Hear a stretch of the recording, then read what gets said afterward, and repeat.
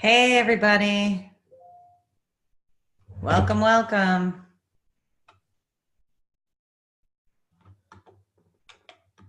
I'm going to wait for people to trickle in here for just a few minutes, and then just a few seconds while I get some of our parameters here situated. And let me see. Okay, so we're going to get started in just a second on new year, new brain, how you can improve your focus and stress so we can rock out 2020 and make it the best year yet.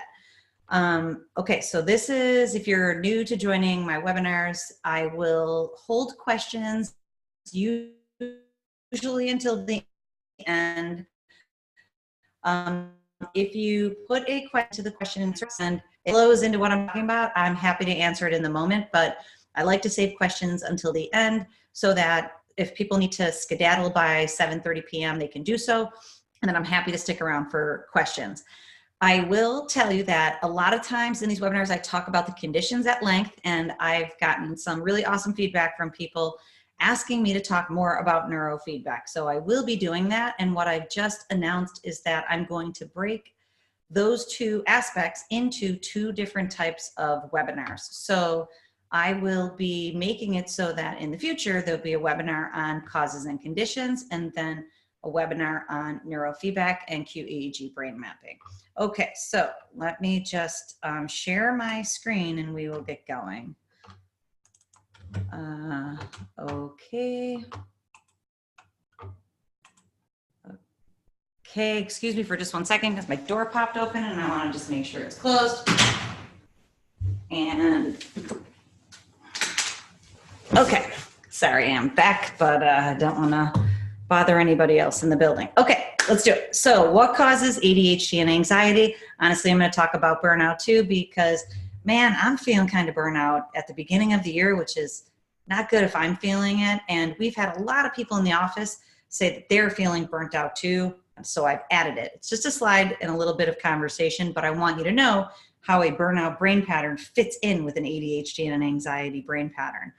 And I try to focus on ADHD and anxiety. I'm going to tell you why in just a minute. But if you're on with me today and there's something else that you'd like me to just talk about briefly, and especially on the slides that show the different brain patterns, I can easily extrapolate to just about anything else. So if there's anything on your mind and you wish you knew how, whatever condition that you're struggling with or someone you know or love is struggling with, just throw it into the question and answer box and I can tell you how the anxiety pattern relates to tinnitus or tinnitus or to misophonia or to sensory processing disorders or anything like that. So I am more than happy to go where the conversation needs to go. And like I said, we can maybe just save it to the end if there's a bunch of questions.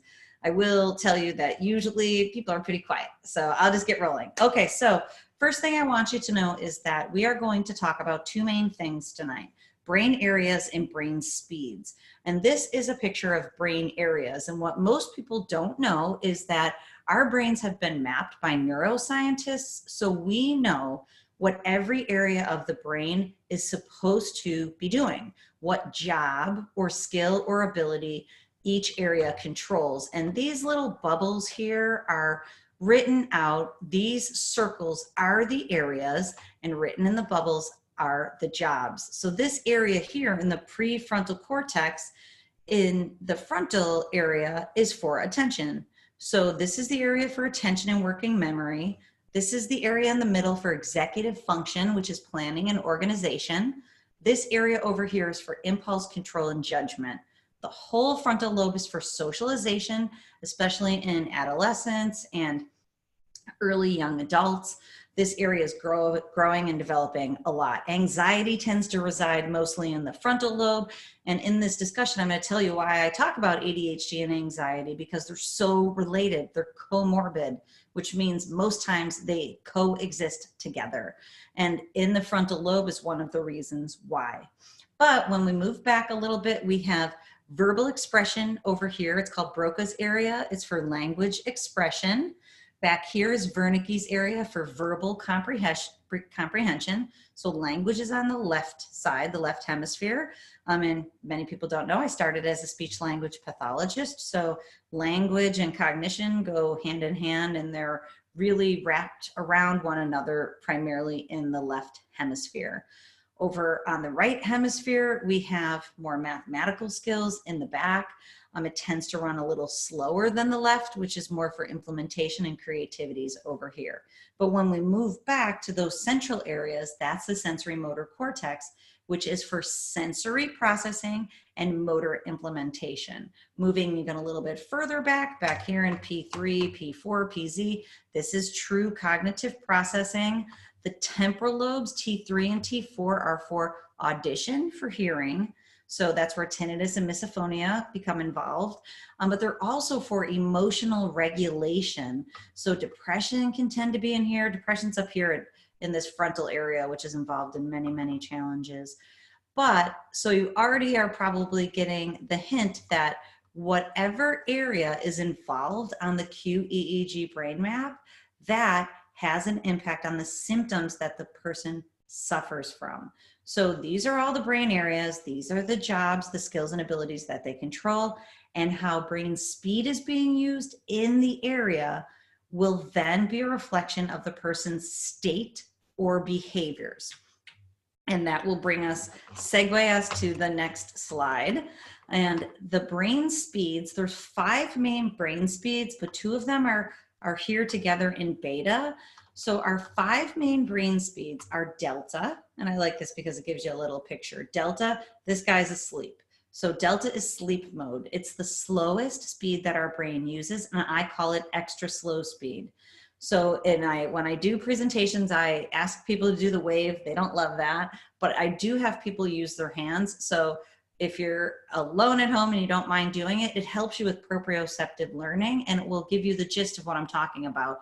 Delta is 1 hertz. So you can even do it this way. It's very slow electrical energy in your brain, and it keeps you asleep. 1 cycle per second, 1 up and down per second. Theta is slow speed. It's a little bit faster, but it's around 5 hertz. So it's a little bit faster, but it's still slow speed. This is the speed that shifts you into sleep. Moving a little bit faster is medium speed, alpha, and that we call it calm in the office, and it says here relaxed, but it's when you're very, very calm. This is the state that most people have difficulty reaching these days, and I'm going to show you it in just a minute on a brain map. But alpha is what makes you feel calm and relaxed. So I tell people in the office all the time that their homework is to go sit on their couch and do nothing. And so often people say, I'm not sure what you mean. And I say, I literally mean go do nothing. Sit on your couch for 5 or 10 minutes doing nothing. It's very difficult for people to do these days, but it's so good for you if you practice, because eventually you will help your brain make more alpha speed for calmness. So that's medium speed, and it's a little bit faster. It's around 10 hertz, but it keeps you calm. Then when we go a little bit faster to low beta, and low beta is around 15 hertz. It's on the lower end of the betas. It's when you're alert and focused. But when you're using low beta, you're calm and focused. And if you've heard me talk before, or if you've seen any of our ads or anything like that, calm focus is what we are trying to create for people, because when your brain uses low beta mostly throughout your day, you're able to stay calm and focused, and you're able to stay out of sleepy, dragging, fatigue, burnout mode. And the fast version of the betas is called high beta. It's faster than 27 hertz. It's usually around 30, 35 hertz. High beta is extra fast mode, 35 cycles per second, extra fast, which creates the feelings of anxiety and stress and is perpetuated by the feelings of anxiety and stress.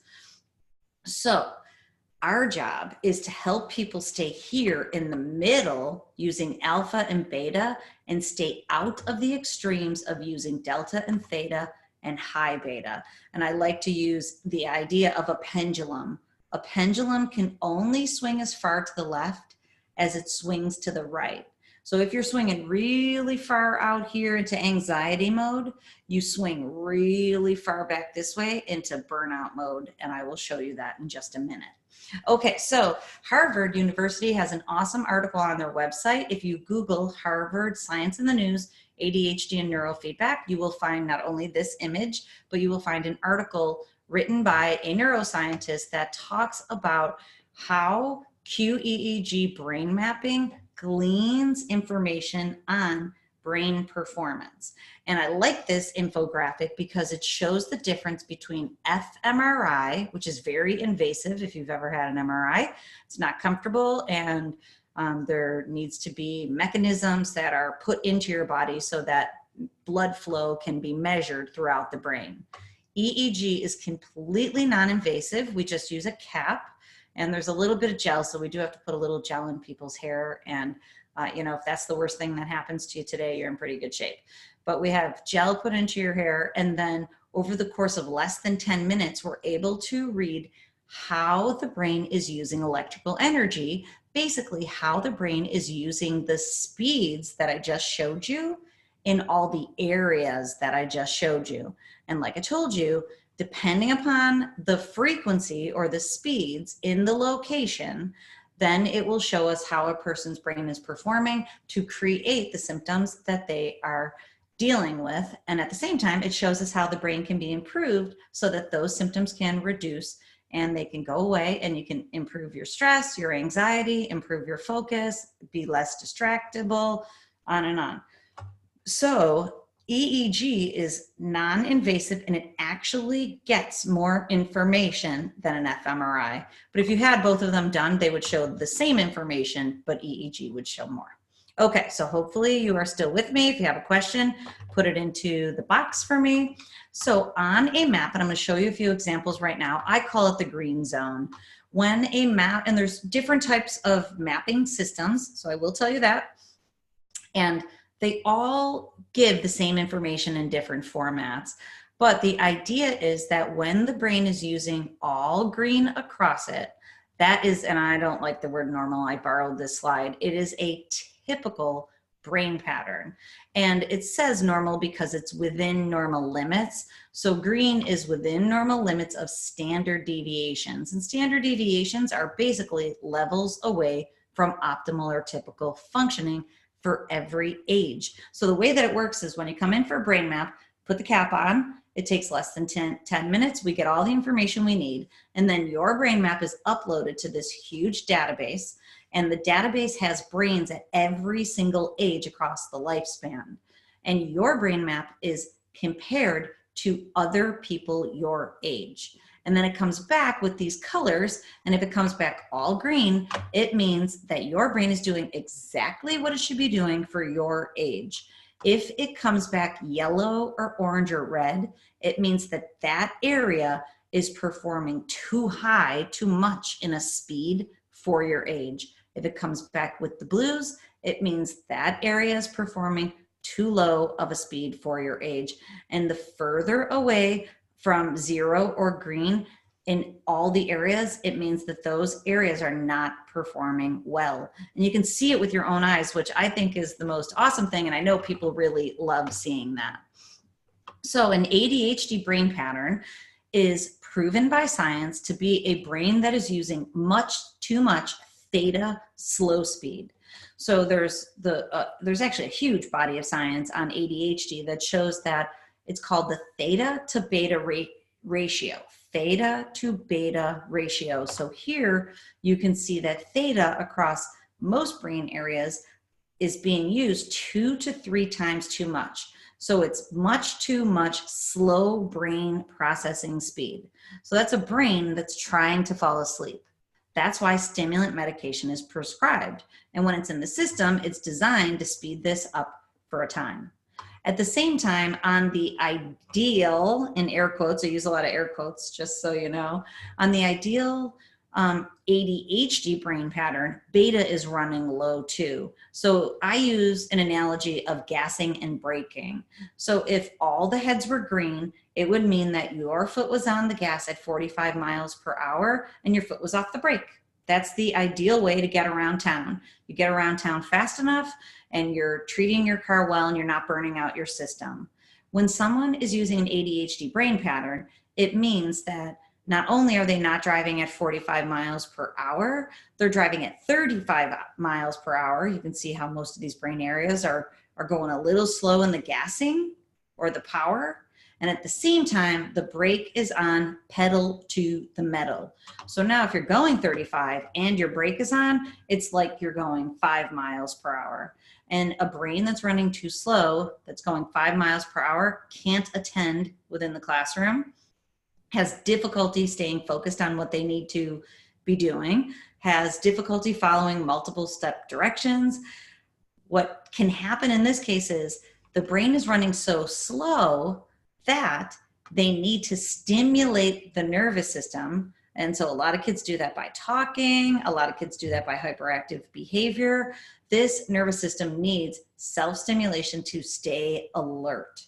And like I wrote in the email, if you saw my email today, this is what happened to us when one of my kids was younger. And I don't like to tell the story very often because my kiddo, who's now a teenager, has absolutely no idea that this is part of his history. But when he was younger, I was working at the university and I did a brain map and I could see that his brain was dragging. And one time when he was little, we were driving and he was talking. I used to say it all the time that he would verbally entertain himself.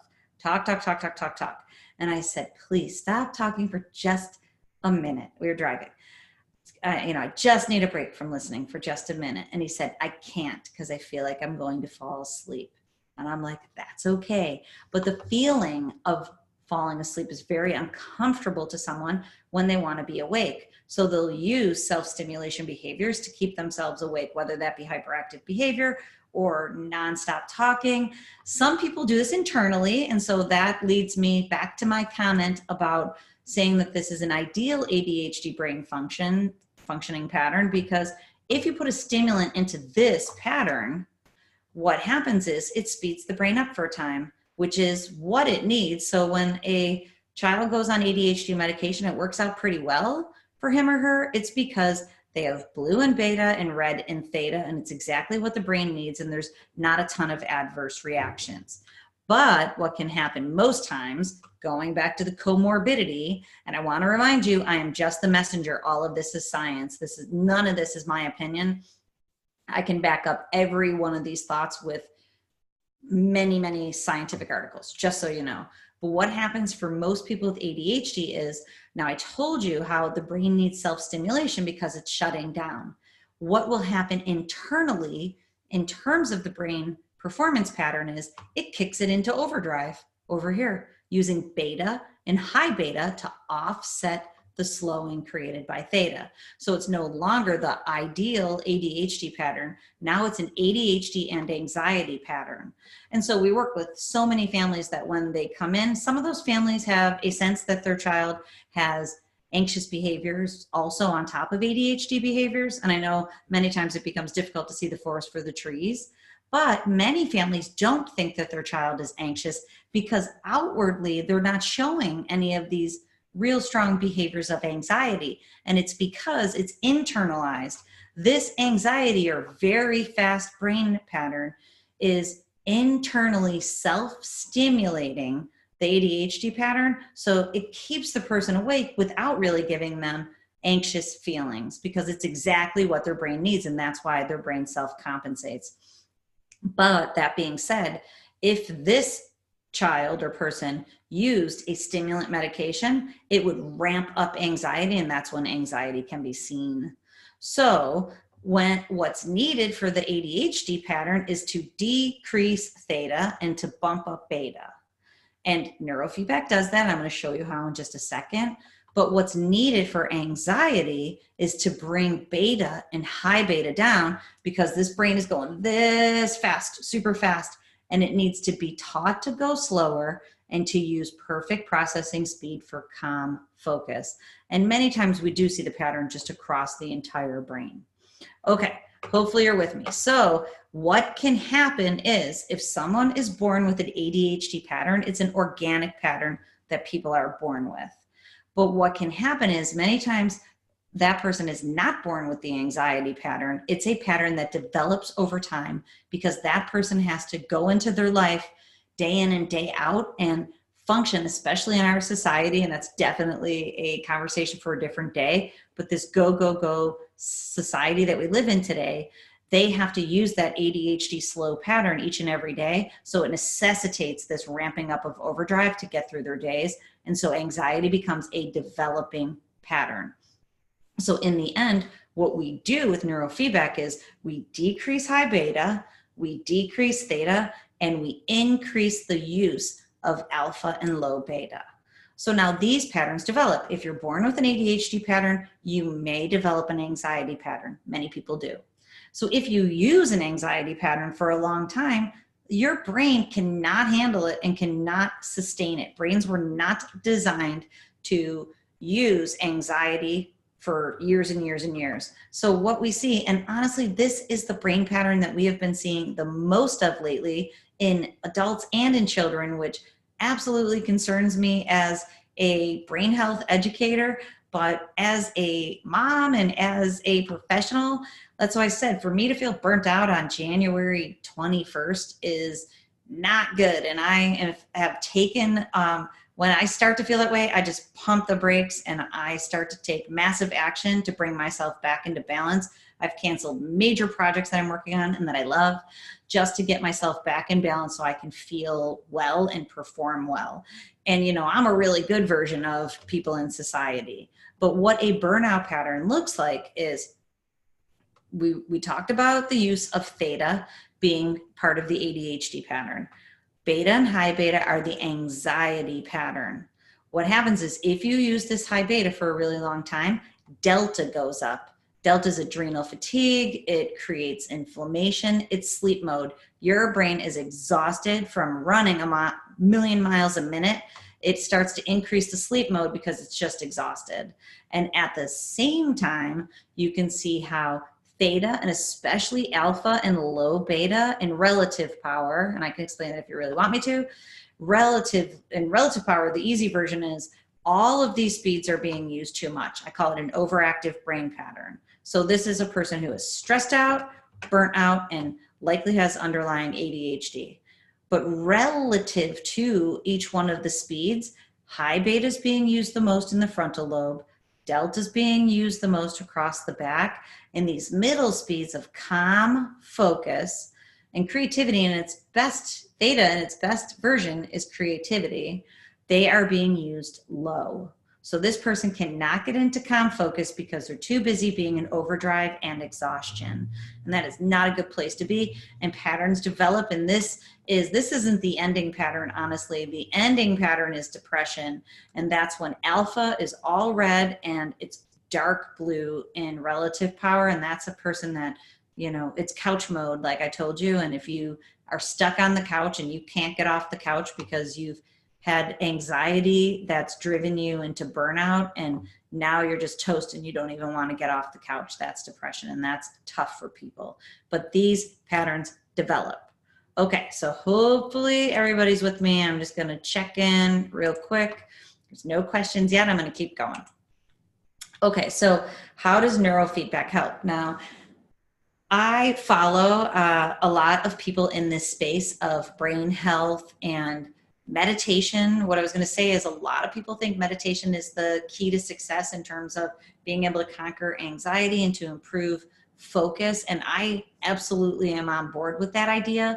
But I believe that neurofeedback is the missing link, taking people from the brain maps that I've just shown you to a place where they can control their own brain performance. So on Instagram, and you know, I'm not the best social media person, but I've been trying. I use the hashtag control your brain because what people need is control over their brain. So it's not doing these things without their, you know, consent. When you have control of your brain, you're able to make better decisions. And actually, I talked to a gentleman who comes into Leigh Brain and Spine last week, and the way he explained it is that he's been doing neurofeedback for a little while, and he now has the pause to be able to make a good decision. And he said, besides it used to be where he had no pause and he would be on a downward spiral of negative thoughts and impulsive behavior. I thought that was really cool. And he's like, I wasn't expecting it to completely change my behavior at this point, but I'm going to tell you how it works in terms of neuroplasticity. All he needs is that pause and to be able to make better decisions and to have better behavior, because what it does is it starts a positive feedback loop. That is why neurofeedback is the missing link. So this is the way that it works. And this is my son, Declan, he's going to be 16 next week. So the sensors are connected to his head in the areas that are identified on his brain map. The sensors are connected to the neurofeedback transmitter, which is back here, which is connected to the computer. And so when he sits in front of the screen, and most people watch a movie when they come in, but we have other things that people can do if they're not movie lovers. But when in the movie is designed to entertain his mind, so his brain can get an awesome workout. And what we mean by that is when he's watching the movie, the screen goes bright and the audio goes louder when his brain is in the zone, making more of alpha and low beta.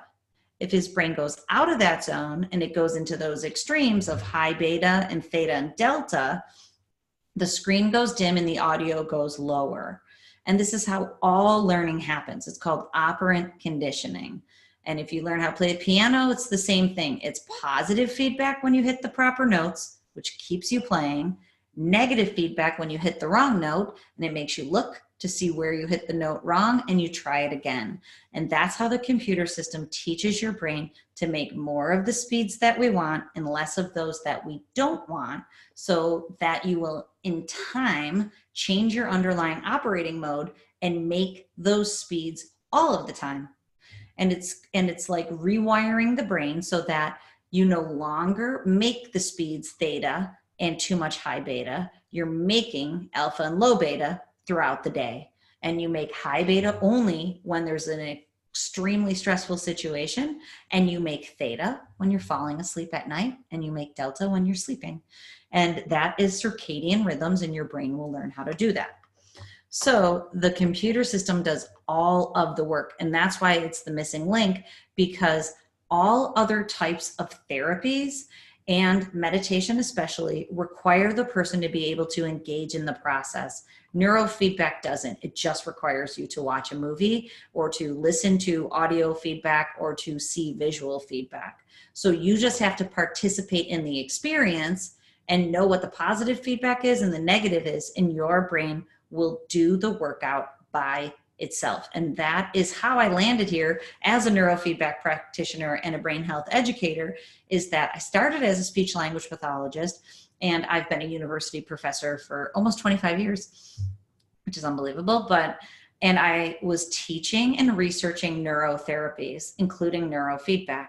So in my clinic caseload at the university, I would get all the most difficult cases. I'd get concussions and strokes. I would get kids with incredibly difficult learning challenges. And it's not just communication disorders for speech language pathologists. Everything I help people with in the office right now is what I've been helping people with for a long time. Head injuries, dementia, Parkinson's disease, you name it. Those are the cases that we would get because I would include neurotherapies. Over time, I realized all the other neurotherapies that are in a box in my closet would only get people this much further on top of the traditional therapies that they were already seeking. When neurofeedback was included, now all the other therapies work better that they had been trying for a long time, or that I would recommend that they would try after they started working with me. And the idea is that the brain is improving its performance at the brain's level without the body and the mind having to do any work.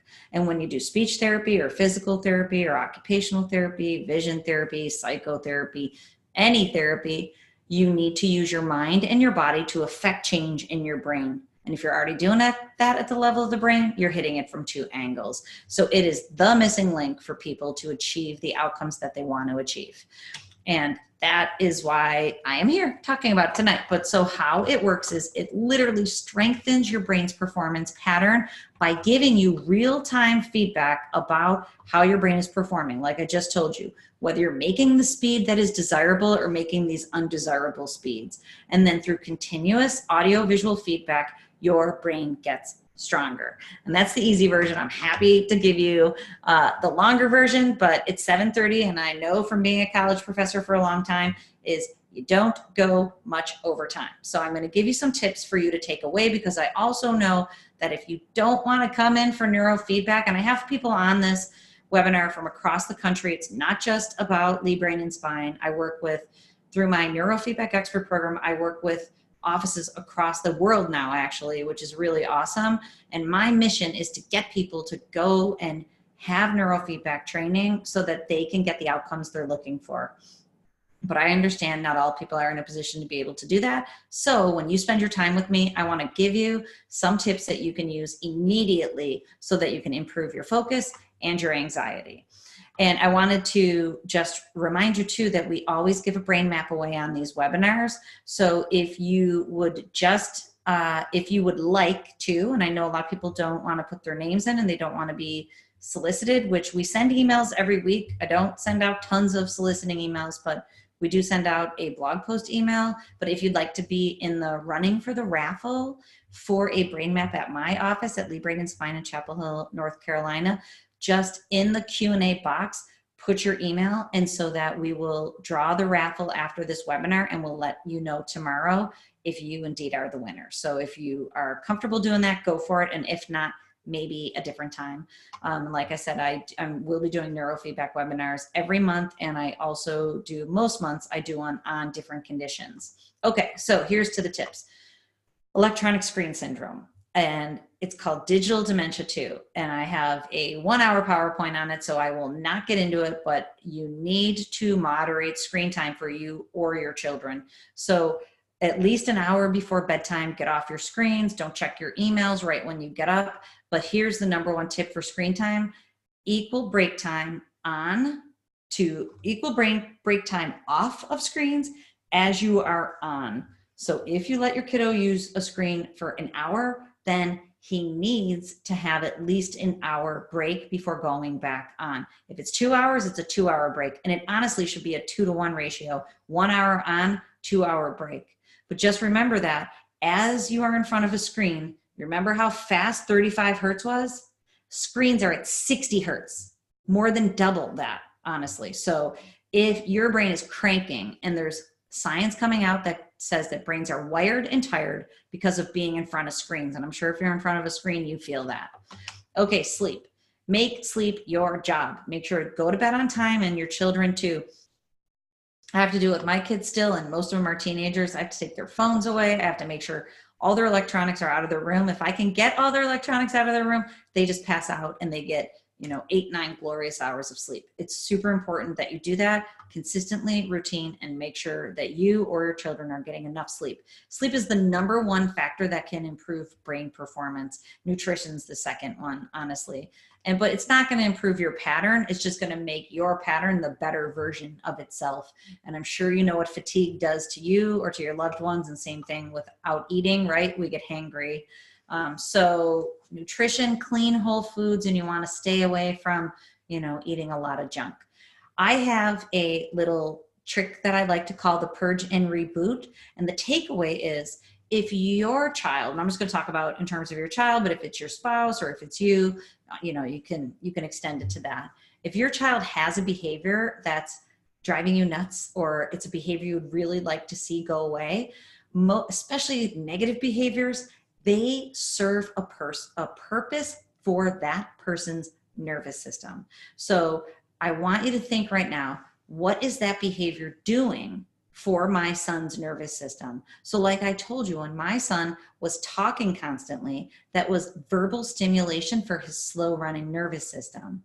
And so I needed to purge that behavior so that I could reboot his system. So if you don't change the brain pattern with neurofeedback, then that person is going to need to do that behavior So you can't tell them not to do it. They need to, especially if it's tics, if it's a tic disorder, or if it's OCD. Those serve really strong needs of the nervous system. Addictions do too, unfortunately. Addictions numb the nervous system and bring it down when anything stimulating will, most addictions, because cocaine stimulates the nervous system, but marijuana and alcohol, they depress the nervous system, and that's what the nervous system needs. So you have to purge the need and then reboot the system. So an example of that, and we'll just use emails. If you're a constant email checker, guess what? It's stimulating your nervous system. So the purge is check your email. Spend 20 minutes on your email, then reboot your system. If you're used to checking your email every 10 minutes, go 15. Set a timer and extend the amount of time before you check your email again. You purge the need, stimulate your nervous system, and then you go a little longer to reboot it. So think about behaviors in that way, and I'm happy to answer any more questions about that. Okay, so on the daily, if you want to improve your focus, you can do two things. Number one, find your meditation.